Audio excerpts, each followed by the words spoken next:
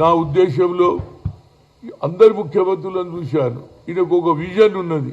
ఈ విజన్ 2047 వరకు మన ఆర్థిక వ్యవస్థ బాగుండాలి. గత ప్రభుత్వం కేవలం అప్పులు చేసి ఆ అప్పులతోటే నడిపించారు. ఈయననేమో సంపద సృష్టించి ఆ సంపదలతోటి ప్రజలకు న్యాయం చేయాలనే ఆలోచనతో ఇవాళ నేను నా లెక్క ప్రకారంగా 5 లక్షల కోట్ల డబ్బు పెట్టడానికి ఇతర దేశాల్లో వచ్చిన కంపెనీలన్నీ పెడుతున్నాయి.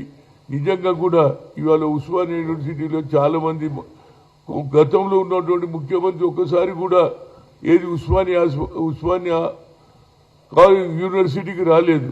ఈ ముఖ్యమంత్రి రావడంతో ఒక్కసారి పోయాడు. ఇవాళ వచ్చి నేను ఇచ్చిన మాట తప్పకుండా 1000 కోట్లు ఇచ్చా. అంటే ఇది కమిట్మెంట్, పట్టుదల.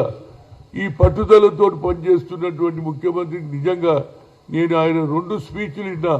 అక్కడ ఉన్నటువంటి ఎక్స్పర్ట్స్ కూడా రేవంత్ రెడ్డిని అప్రిషియేట్ చేశారు. కనుక ఇక్కడ ఉన్నటువంటి పొలిటికల్ పార్టీలు ఈయనకు విజనే లేదు, డబ్బులు రానే రావు అని ఇంకో మాట మాట్లాడుతున్నారు. అదే ఆయనకు విజన్ ఉన్నదిరా బాబు, చెయ్యాలనే తపన ఉన్నది. ఎందుకంటే పేదరికంలోకి వెళ్ళి వచ్చిన నేను గవర్నమెంట్ స్కూల్లో చదివినా, కానీ నాకు ఆలోచన ఉన్నది.